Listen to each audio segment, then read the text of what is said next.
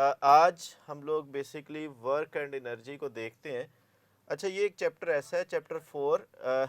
थोड़ा सा इसमें देखिएगा, दो क्वेश्चन इसमें बड़े अहम है। एक work done bye a constant force से एक क्वेश्चन बड़ा आता है, और एक वर्क एनर्जी प्रिंसिपल, और कुछ ईयर में एफिशिएंसी से मुतल्लिक भी कुछ क्वेश्चन आए हुए हैं।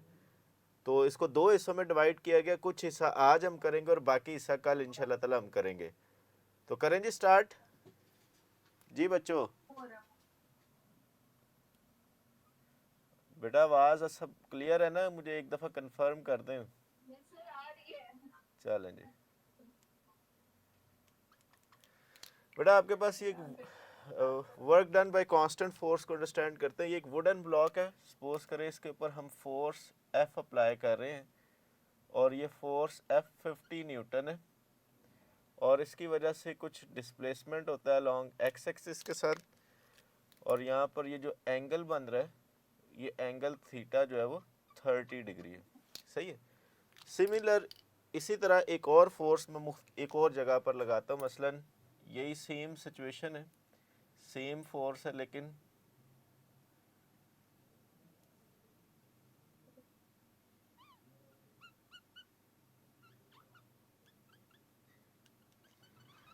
ये एक मेरे पास स्पाइनर है, इसके ऊपर भी इसी तरह सेम फोर्स लगाता हूँ।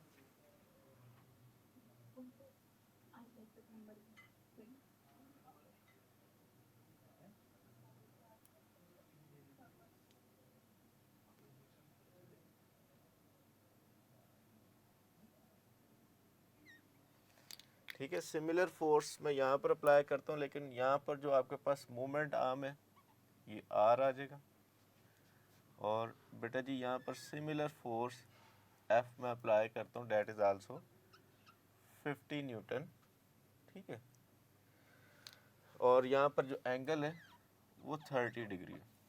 बेटा 30 डिग्री के साथ 50 न्यूटन फोर्स मैं इधर लगा रहा हूँ और 50 न्यूटन उधर फोर्स लगा रहा हूँ। शाबाश, यहाँ पर बताएं, यहाँ पर लीनियर इफेक्ट होगा, रोटेशनल इफेक्ट होगा? जी, इस जगह पर लीनियर होगा, रोटेशनल होगा? इस फर्स्ट डायग्राम में लीनियर होगा, रोटेशनल होगा? जी लीनियर। और इधर क्या होगा? रोटेशनल, यानी कि ये इस तरफ रोटेट करेगा। अब यहाँ से एक बात क्लियर हो रही है कि हम अगर फोर्स को एक ही तरीके से दो डिफरेंट जगहों पर लगाएं तो वहाँ पर एक जगह पर लीनियर इफेक्ट हो रहा है और दूसरी जगह पर रोटेशनल इफेक्ट हो रहा है। जब हम लीनियर इफेक्ट की बात करते हैं तो लीनियर इफेक्ट के अंदर आप देखें, जो फोर्स का लीनियर इफेक्ट है उसमें जब हम इसके कंपोनेंट्स में इसको डिसॉल्व करते हैं तो ये एफ साइन ऑफ थीटा एक आ जाता है, और एक हमारे पास आ जाता है एफ कॉस ऑफ थीटा। जब हम फोर्स की लीनियर इफेक्ट की बात करेंगे तो वर्क और फिर फोर्स की जगह हम लोग कौन सा कंपोनेंट लेते हैं? शाबाश, फोर्स की जगह हम effective component F cos of theta लेंगे, और साथ आ जाएगा डिस्प्लेसमेंट, और हम इसको F D cos of theta, और यहाँ पर हम डॉट प्रोडक्ट लेते हैं। फिर इसी तरह जो टर्निंग इफेक्ट है फोर्स का, turning effect of the force जब स्टडी करते हैं तो यहाँ पर हम लोग effective component F sine theta लेंगे, और यहाँ पर जब हम टॉर्क की बात करते हैं तो effective component F sine of theta, और साथ आ जाएगा मूवमेंट आर्म, और इसको हम लिखते हैं आर क्रॉस एफ। चलें बेटा, अब हम बात करते हैं वर्क की, जो कि हमारे सिलेबस में शामिल है। आपने देखा कि हमेशा फोर्स की वजह से दो बेसिक पॉसिबिलिटीज़ आती हैं, या तो लीनियर इफेक्ट होता है या टर्निंग इफेक्ट होता है। जो फोर्स का लीनियर इफेक्ट है उसे हम वर्क कहते हैं, और आपने देखा कि उसमें हमेशा इफेक्टिव कंपोनेंट कॉस थीटा वाला आएगा, और फिर आगे जाके हम इसकी डिटेल से अंडरस्टैंडिंग करेंगे। अब एक चीज़ क्लियर होगी, बात ज़रा गौर से सुनिएगा। एक चीज़ क्लियर है कि वर्क फिजिक्स में तभी हम मानते हैं जब फोर्स की वजह से कोई लीनियर इफेक्ट होता है। अगर फोर्स की वजह से कोई लीनियर इफेक्ट नहीं ना होगा तो वर्क भी नहीं होगा। जैसे आप देखें, सेंट्रीपिटल फोर्स की वजह से वर्क क्या होता है, आपने पढ़ा होगा, ज़ीरो होता है। मैग्नेटिक फोर्स वर्क क्या करती है? ज़ीरो करती है, क्योंकि ये दोनों फोर्सेस रोटेशनल या टर्निंग इफेक्ट तो करती है लेकिन लीनियर इफेक्ट नहीं करती। तो यहाँ से अब आपने जब तक ये चैप्टर पढ़ना है बस ये याद रखिएगा कि हम लोग वर्क को तभी मानेंगे, तभी कंसिडर करेंगे जब there is a some linear effect. और दूसरी बात ये याद रखनी है कि वर्क हमेशा तभी होगा जब फोर्स जिस डायरेक्शन में लग रही है उस तरफ डिस्प्लेसमेंट कुछ ना कुछ हो या उसके ऑपोजिट हो।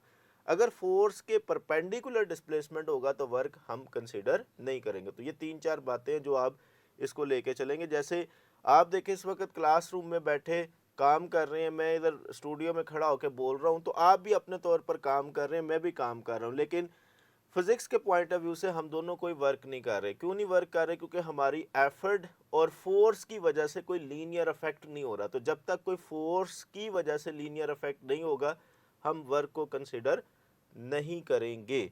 अब वर्क का जल्दी से देखें, ऐसा यूनिट जाउल है। क्या वर्क का ऐसा यूनिट न्यूटन मीटर हो सकता है? जाउल बराबर होता है न्यूटन मीटर, तो क्या वर्क को न्यूटन मीटर कह सकते हैं?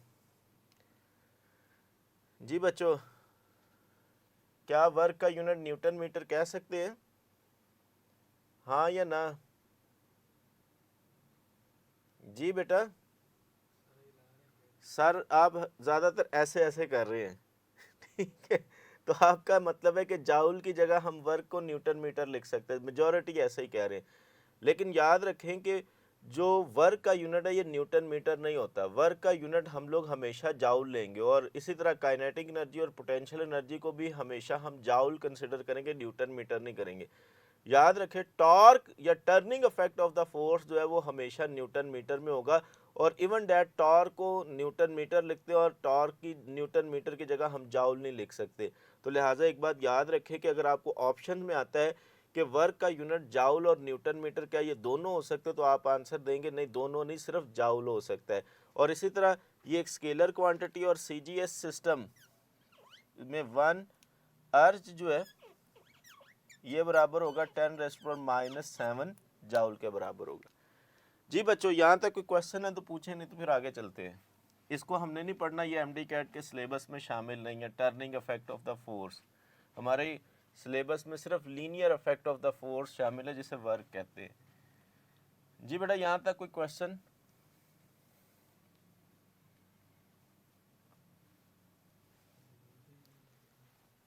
आपके पास माइक है बोलने के लिए कि आप बोलते हो सारे? अच्छा, माइक नहीं है तुम लोग, दूसरे भी नहीं है, सिर्फ यही नज़र आ रहे मुझे। अच्छा, बाकी नहीं है लाइव पे, चले खैर। बेटा इसको नेक्स्ट पढ़ने से पहले मैं जल्दी से आपसे, कुछ क्वेश्चन है लेकिन उसको बाद में करते हैं। देखिए वर्क का जो सबसे इम्पोर्टेंट क्वेश्चन आता है वो ज़रा सुनिएगा। मिनिमम वर्क या ज़ीरो वर्क, इससे बड़े अच्छे क्वेश्चन बनते हैं। इसके ऊपर हम डिटेल से बात करते हैं। फिर मैक्सिमम वर्क से क्या मुराद है? देखिए वर्क ज़ीरो कितने केसेस में हो सकता है? वर्क ज़ीरो 3 केसेस में हो सकते हैं।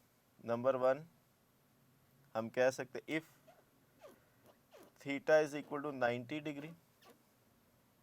Number 2 if force is zero. Number 3 if displacement is zero. आइए इनसे कुछ एग्जांपल्स और MCQs करते हैं। देखिए इसमें सबसे इम्पोर्टेंट ये वाला हिस्सा है। अगर फोर्स और डिस्प्लेसमेंट में एंगल 90 हो तो वर्क भी ज़ीरो होगा।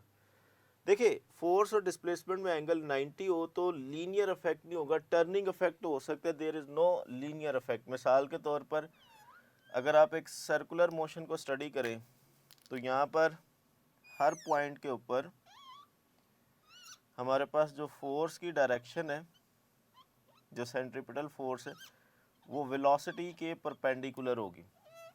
ठीक है, जब ये परपेंडिकुलर होगी टूवर्ड वेलोसिटी के तो हर जगह पर इसकी मैग्नीट्यूड ऑफ वेलोसिटी तो सेम रहेगी। ओनली देखें क्या चीज़ चेंज हो रही है, डायरेक्शन चेंज हो रही है।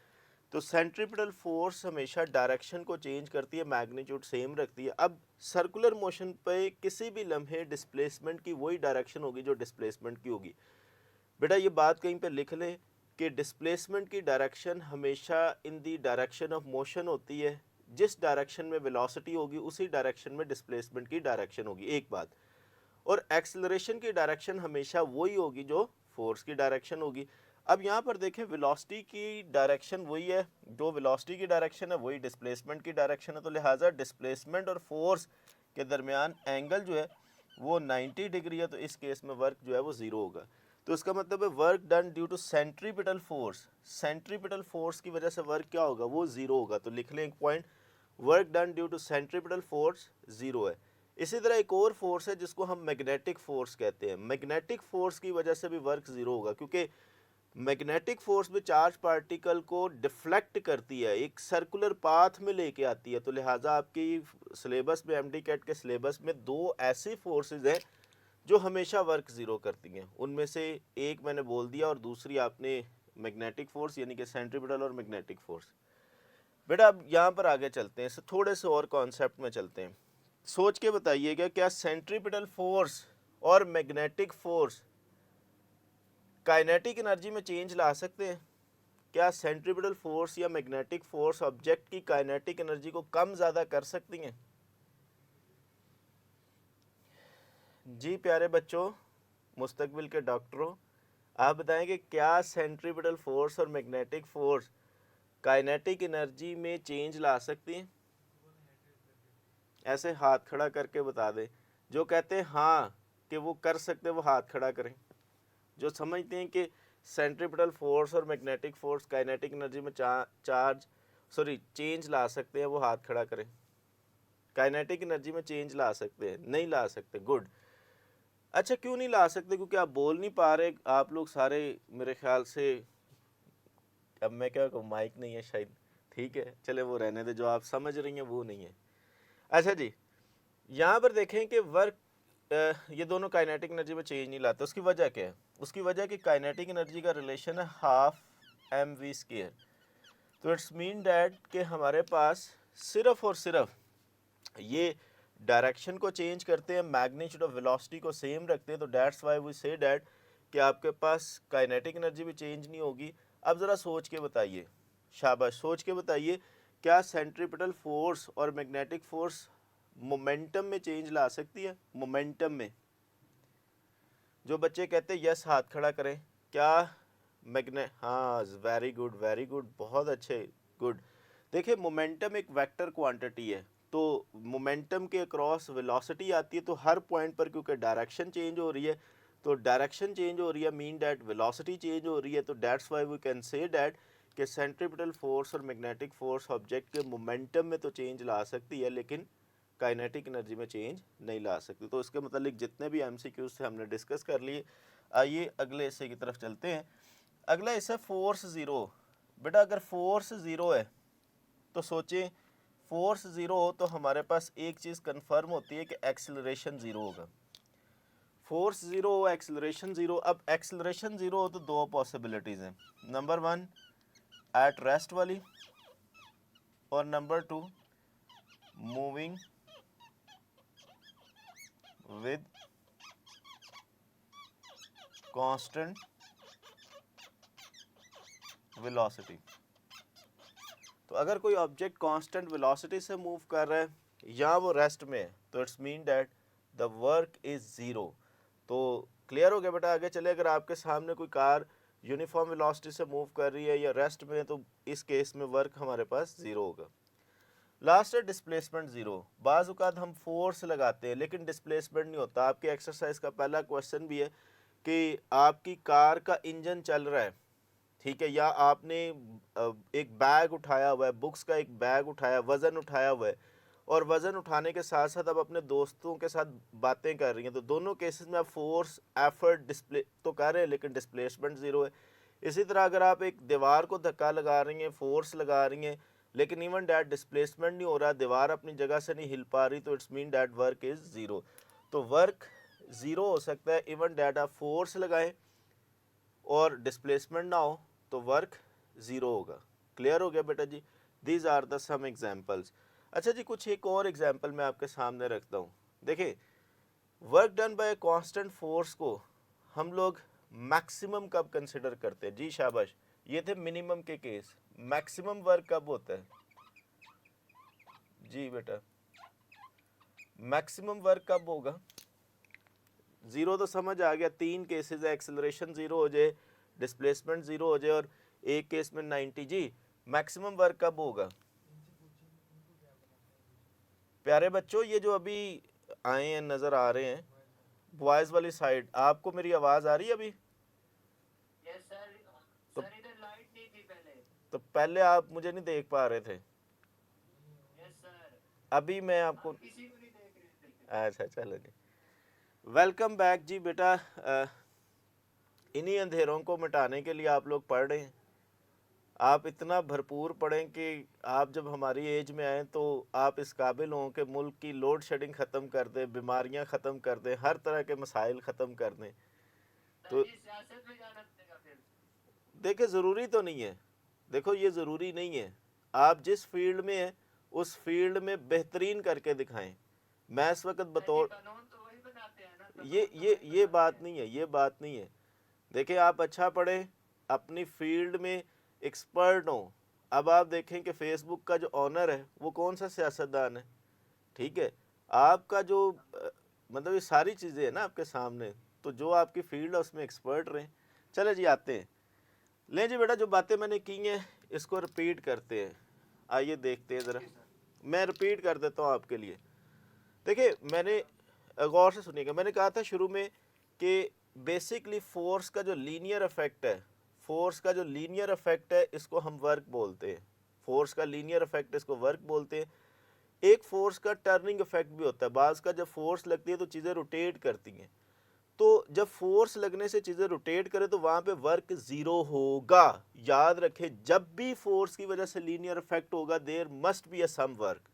और फिर हमने बोला कि मिनिमम वर्क कब होगा, क्योंकि उसके फार्मूले को हमने डिस्कस कर लिया था, F D cos of theta. तो मिनिमम वर्क का मतलब है ज़ीरो वर्क। ज़ीरो वर्क के हमने 3 केसेस डिस्कस किए, जिसमें एंगल 90 हो सकता है, एक्सेलरेशन ज़ीरो हो सकता है, या फोर्स ज़ीरो हो सकती है, या डिस्प्लेसमेंट ज़ीरो हो सकता है। इसके मतलब कुछ एमसीक्यूज़ हमने किए, जिसमें सबसे अहम एमसीक्यूज़ है वो एंगल 90 के ऊपर है, सेंट्रीपिटल फोर्स का बिहेवियर और मैग्नेटिक फोर्स का बिहेवियर। इन दोनों चीज़ों को हमने बड़ी डिटेल से पढ़ा। आइए अब हम बात करते हैं मैक्सिमम वर्क की। देखिए मैक्सिमम वर्क कब होगा, शाबाश, मैक्सिमम वर्क कब होगा? चलें आप मुझे बताइए, इनमें से ज़्यादा वर्क कौन सा है, +100 जूल या -100 जूल? इनमें से बड़ी वैल्यू कौन सी है वर्क में, +100 जूल और -100 जूल? बॉय साइड वाली से एक हमारा एक नुमाइंदा है, खसूसी नुमाइंदा, वो पूछ के बताए कि इनमें से दोनों से कौन सी वैल्यू बड़ी है। जी खसूसी नुमाइंदे किधर गया, बोल नहीं रहा। माइक जिसके पास है वही हमारा स्पेशल जो है वो रिप्रेजेंटर है। बोले बेटा +100 ज़्यादा -100? शाबाश। और जनूबी पंजाब सर वो वालों, कह रहे हैं दोनों बराबर हैं। दोनों बराबर हैं। ये देखो ना, देखिए बेटा +100 जूल हो या -100 जूल हो, दोनों का मतलब एक ही है। आइए इस पर बात करते हैं। देखिए अगर हमारे पास फोर्स की डायरेक्शन में डिस्प्लेसमेंट हो, मसलन हम एक वुडन ब्लॉक को अलोंग पॉजिटिव एक्स एक्सिस लेके जाना चाहते हैं, तो हमारी सारी एफर्ट और फोर्स जो है वो पॉजिटिव एक्स एक्सिस की तरफ होनी चाहिए। इस केस में देखें जो 50 न्यूटन फोर्स है, इसका कुछ हिस्सा एक्स की तरफ और कुछ हिस्सा वाई की तरफ है। अगर हम इस लकड़ी के ब्लॉक को एक्स की तरफ लेके जाना चाह रहे हैं तो 50 में से कुछ फोर्स एक्स की तरफ लग रही है और बाकी वाई की तरफ लग रही है। तो जो वाई की तरफ लग रही है वो वर्क नहीं कर रही। अगर आप इस वुडन ब्लॉक को 50 के 50 न्यूटन फोर्स ऐसे अप्लाई करें कि आप क्योंकि एक्स की तरफ लेके जाना चाह रहे हो और इसी तरफ इसको पुश करें, तो हम कहेंगे ये मैक्सिमम वर्क हो रहा है। तो इस वक्त एंगल जो है वो 0 डिग्री हो जाएगा और इस केस में हम कहेंगे पॉजिटिव एफ डी। इसी तरह वुडन ब्लॉक अगर फर्ज करें मूव कर रहा है विद सम वेलोसिटी, अब अगर आपने इसको रोकना है तो फ़र्ज़ कीजिए कि इसको मूव करवाने के लिए जितनी आपने एफ़र्ट की थी, इसको रोकने के लिए भी उतनी ही एफ़र्ट करनी पड़ेगी। तो डेट्स वाई थीटा यहाँ पर 180 आ जाएगा और इस केस में वर्क का रिलेशन आ जाएगा एफ डी कॉस 180 और इस केस में आ जाएगा माइनस एफ डी। तो लिहाजा प्लस एफ डी का मतलब क्या है? प्लस एफ डी का मतलब है कि आपका ऑब्जेक्ट पर लगने वाली फोर्स की वजह से, यानी कि in the direction of motion force act कर रही है। और नेगेटिव का मतलब है opposite to the direction of force, जो है वो opposite to the direction of motion force act कर रही है। तो लिहाजा इस सेंस में +100 हो या -100 हो, दोनों का मतलब एक है। प्लस 100 का मतलब है इन the direction of motion force लग रही है, और नेगेटिव 100 का मतलब है कि इसके ऑपोजिट डायरेक्शन में फोर्स लग रही है। अब बेटा इसमें लास्ट केस है, नेगेटिव मिनिमम भी हो गया, मैक्सिमम भी हो गया, लास्ट केस है पॉजिटिव वर्क कब होगा और नेगेटिव वर्क कब होगा जी। पॉजिटिव वर्क कब होगा, जब एंगल किससे छोटा हो। पॉजिटिव वर्क कब होगा, if the angle is less than 90 degree, less than 90 degree यानी कि 90 डिग्री से छोटा रहेंगे ना एंगल। मैं इसको फिजिकली समझाता हूँ। जब तक आप फोर्स लगाएं डिस्प्लेसमेंट के साथ एंगल लेस देन 90 रहेगा, तो इट्स मीन डैट कि उसका कोई ना कोई कंपोनेंट ऐसा ज़रूर होगा जो जिस डायरेक्शन में ऑब्जेक्ट मूव कर रहा उसी डायरेक्शन में फोर्स लग रही होगी। देखो पॉजिटिव वर्क का मतलब है कि जिस डायरेक्शन में ऑब्जेक्ट मूव कर रहा उसी डायरेक्शन में फोर्स का लगना। तो जब तक एंगल लेस देन 90 रहेगा ये सिचुएशन रहेगी। जैसे ही एंगल 90 से बड़ा होगा, मसलन जैसे ही एंगल 90 से बड़ा होगा तो वर्क नेगेटिव होना शुरू हो जाएगा। इसका मतलब ये कि अब आपके पास जो फोर्स है उसका एक कंपोनेंट ऐसा ज़रूर होगा जो इसको जिस डायरेक्शन में ऑब्जेक्ट जा रहा उसके ऑपोजिट फोर्स लगना शुरू हो जाएगी। तो लिहाजा एंगल 90 से छोटा हो तो पॉजिटिव, 90 से बड़ा हो तो वर्क नेगेटिव, मैक्सिमम 0 पर या 180 दोनों पर एक ही बात है। अगर आपको ऑप्शन आती है कि इनमें से कौन सा बड़ा है तो प्लस 100 और माइनस 100 दोनों का मतलब सेम है। ठीक हो गया बेटा जी, यहाँ तक कोई सवाल? Yes sir. कोई सवाल?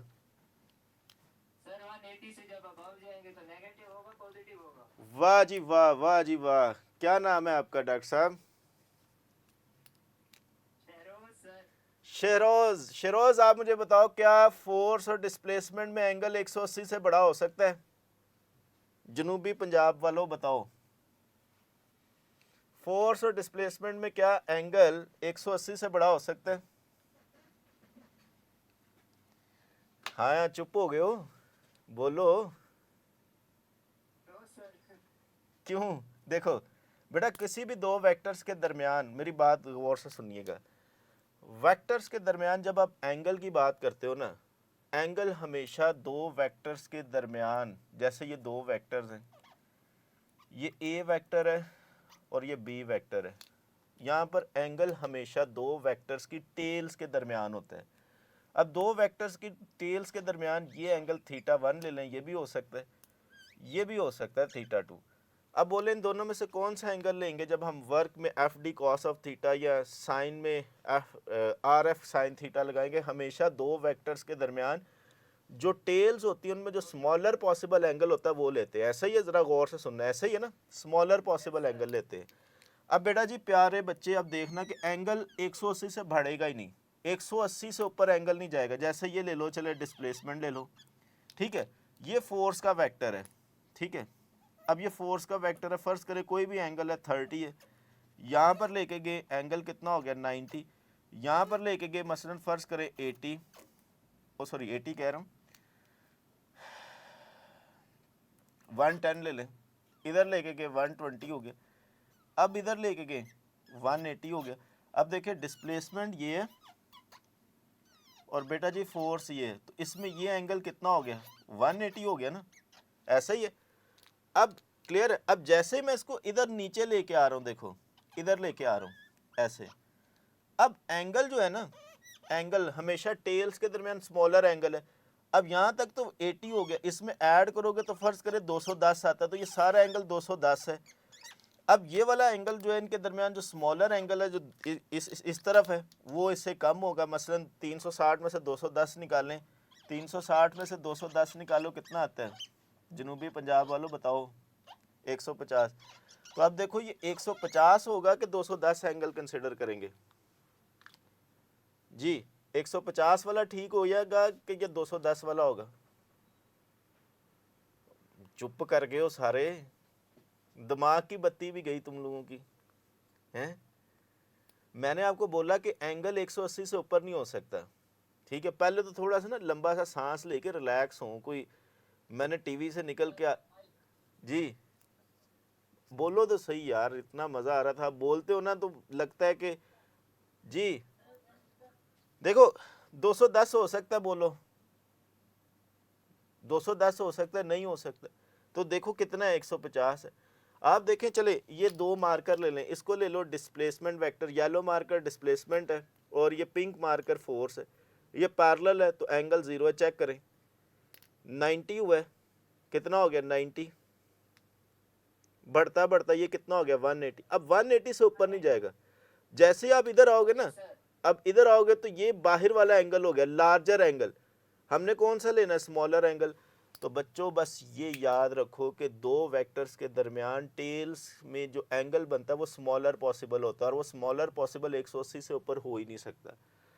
तो आप देखें कहीं पे भी फिजिक्स के अंदर जब हम पढ़ रहे होते हैं वर्क के अंदर, हम 180 से ऊपर नहीं जाएंगे। डन हो गया। या दो वेक्टर्स के दरमियान एंगल कभी 180 से ऊपर हो ही नहीं सकता, बस ये याद रखना। चलें जी बच्चों। अच्छा, अगर ओके है तो मेरी तरफ से क्लास वालों से पूछो इसका आंसर क्या है जी। At what angle between the force and displacement more work is done.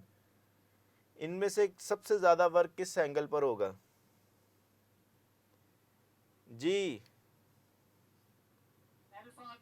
Alpha option. Why the alpha is the right option? Because 0 के करीब जो है वो कौन सा है, 20 है, ठीक है, alpha. At what angle between force and displacement the work done on the body is just 50% of maximum? 50% of maximum क्या एंगल होगा कि टोटल का 50% हो? cos आपने तलाश करना है कि cos की वैल्यू 1/2 किस पर आती है। cos की वैल्यू 1/2 किस पर है? हाँ जी 60 पर। देखिए मैं गिवन कंडीशन बना देता हूँ। गिवन कंडीशन क्या है?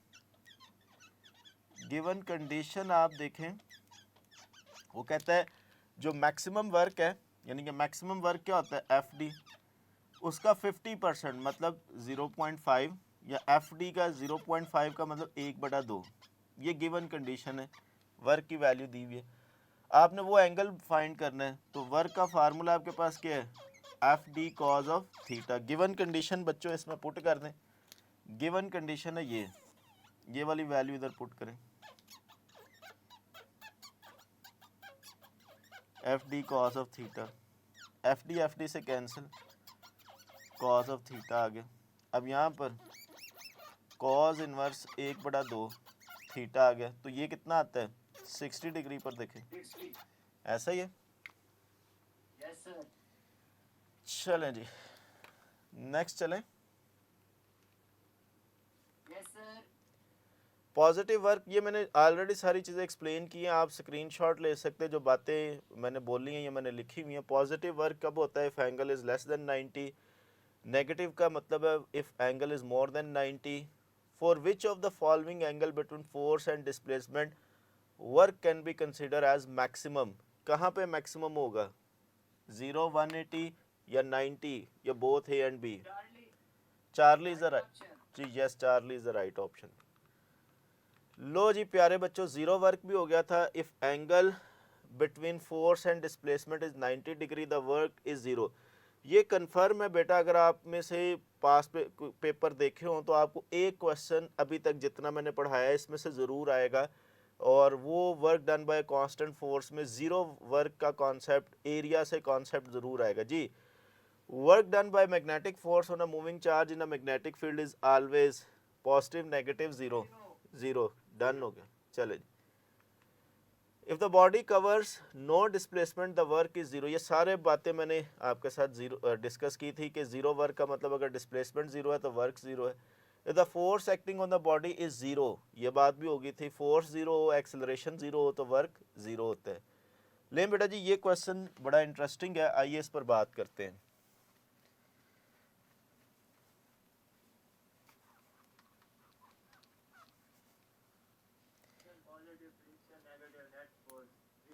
शहरोज मैंने तुम्हें सुनना ही नहीं है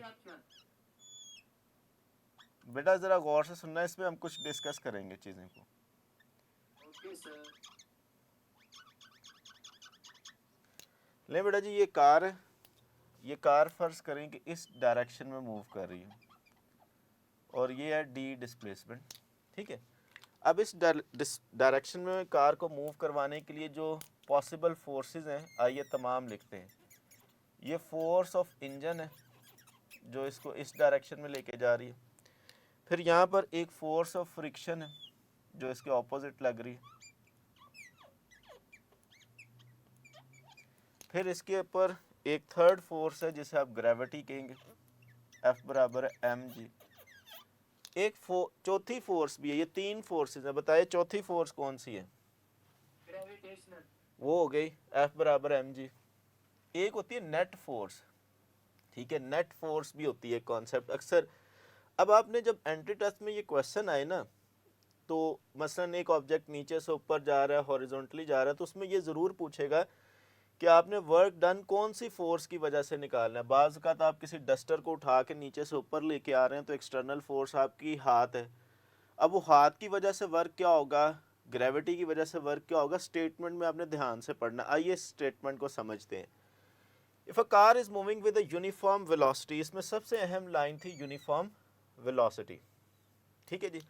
then work done on the car by engine, friction and net forces respectively. बारी बारी पहले इसको डिस्कस करते हैं। देखिए यहाँ पर इंजन की वजह से जो वर्क होगा, work done by engine, work done by engine अगर आप निकालें तो वो कितना होगा, पॉजिटिव एफ डी होगा। क्लियर है इस बात का? Why it is positive F D, ठीक है ना? Yes sir. क्योंकि यहाँ पर इसके साथ एंगल क्या बन रहा है, 0 बन रहा है, तो that's why positive F D. फिर फ्रिक्शन की वजह से निकालें तो फ्रिक्शन की वजह से ये माइनस एफ डी हो जाएगा, ठीक है। अब बेटा जी अगर हम बात करें ना यूनिफॉर्म वेलोसिटी की, मसलन एक कार है या एक बाइक है आपकी 60 किलोमीटर पर आवर पर चल रही है।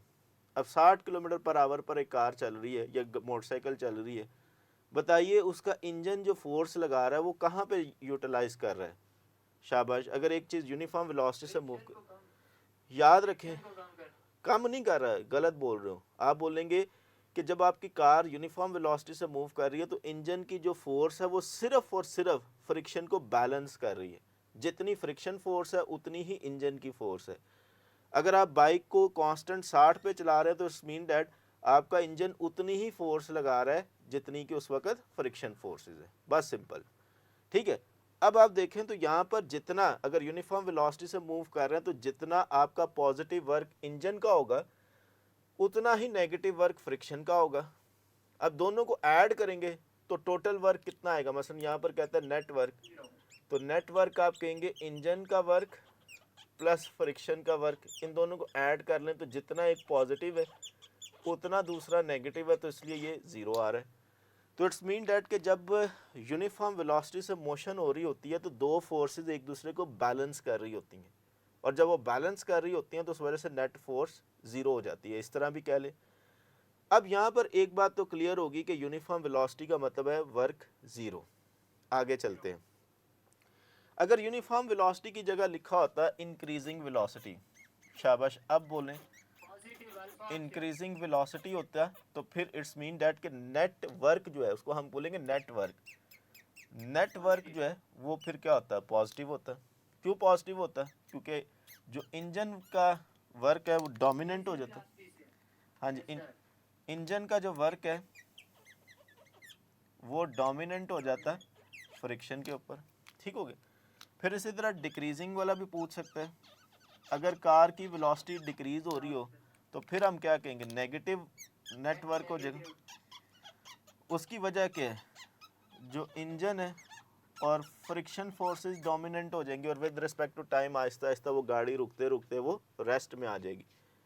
फिर इसी तरह 0 भी हो गया, पॉजिटिव भी हो गया, नेगेटिव भी हो गया, ठीक है। अब ज़रा बताइए कि इसमें ग्रेविटी का क्या रोल है? What is the role of gravity? क्या ग्रेविटी यहाँ पर कोई वर्क कर रही है? No sir. ओके, तो it's mean that work done by gravity इस केस में क्या होगा, 0 होगा। क्लियर है बेटा जी?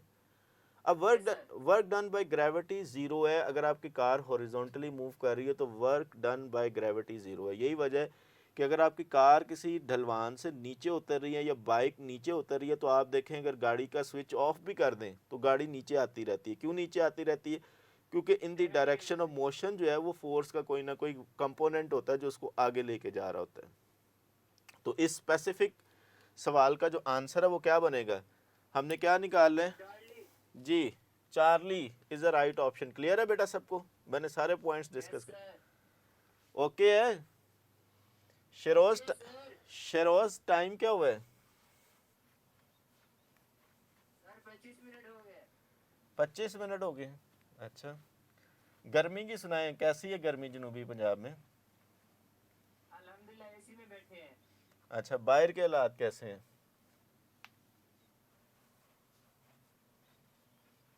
गर्मी है सर्दी है बाहर? बाहर का पता नहीं है, वो जब जाएंगे ना आपकी छुट्टी होगी फिर पता चलेगा। चल, वैसे शरोज तेरा रंग बता रहा है बाहर का टेम्परेचर बहुत ज़्यादा है। और आज तो मैं नजर ही नहीं आ रहा। अच्छा, वो चलें खैर, आप किसी और को देख रहे हैं। ठीक है ठीक है। चलें जी, अब बाज़ का पॉइंट्स गिवन होते हैं, तो ऐसे केस में वर्क कैसे निकालेंगे? मसलन आपको 2 पॉइंट्स दे देता है, वो कहता है फोर्स बताई हुई है, दैट इज 4i + 6j। ठीक है, पॉइंट्स हैं P बराबर है 2 3, और जाना आपने किधर है, दूसरा पॉइंट है 5 - 2। बताइए इस केस में वर्क कैसे निकालेंगे? शाबाश। अभी एक और केस रहता है वर्क को फाइंड करने का, एरिया से कैसे निकालेंगे? जल्दी से बोले, वर्क कैसे निकलेगा? सर जी पहले डिस्प्लेसमेंट में लोग करेंगे। मैनू नहीं पता, करो आंसर दसो की आएगा। Delta option. आंसर बोलने क्या आएगा, छोड़ें। Delta option -18। क्या बात है शिरोज, सही तो ड्राइवर बना है क्लास का, बाकियों से भी पूछ लेने दे ना। सर बताया उन्होंने, मैंने बस आगे ट्रांसफर किया है। अच्छा, चलो बच्चों, इसे जिनसे नहीं हुआ उनके लिए मैं दोबारा करता हूँ। देखें, वर्क का रिलेशन हमारे पास है F.D, तो इसमें F का पता, D का नहीं पता, तो how can you find the D? D is the displacement vector. अब डिस्प्लेसमेंट वेक्टर को हम निकाल सकते हैं, ये देखिए ये x1 y1 है और ये x2 y2 है। अब इसमें displacement vector x2 - x1 i cap plus y2 - y1 j cap. ये याद रखें, चैप्टर 3 में भी इस्तेमाल हुआ है, चैप्टर 3 में भी हमने इसको यूज़ किया। अब इसको डिस्प्लेसमेंट वेक्टर निकाल लें, x2 5 - 2i और -2 - 3j 3i -5j। ये आ गया डिस्प्लेसमेंट वेक्टर। अब वर्क निकालना है, आई वाले को आई से 4i + 6j। ठीक है, अब इसको जब आप सॉल्व करेंगे तो देखिए i को i से, j को j से और k को k से, यानी कि इसको इससे मल्टीप्लाई कर दें और इसको इससे।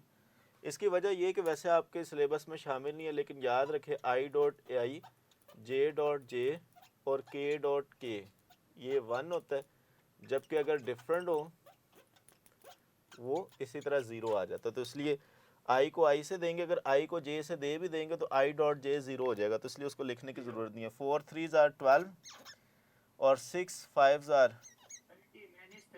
-30 जी। वर्क इज इक्वल -18 जूल आ गया जी। ठीक है, चले आगे। Yes sir.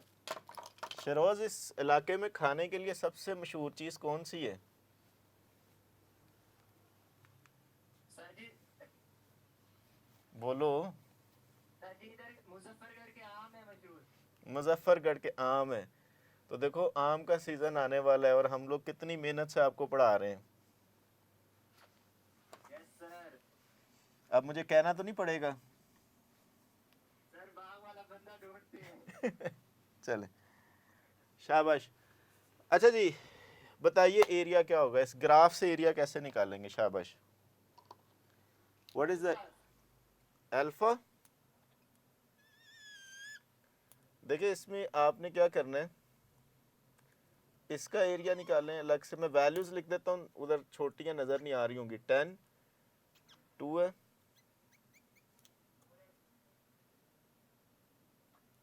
ये 2 है, ये 4 है और ये -5 है। फिर इसी तरह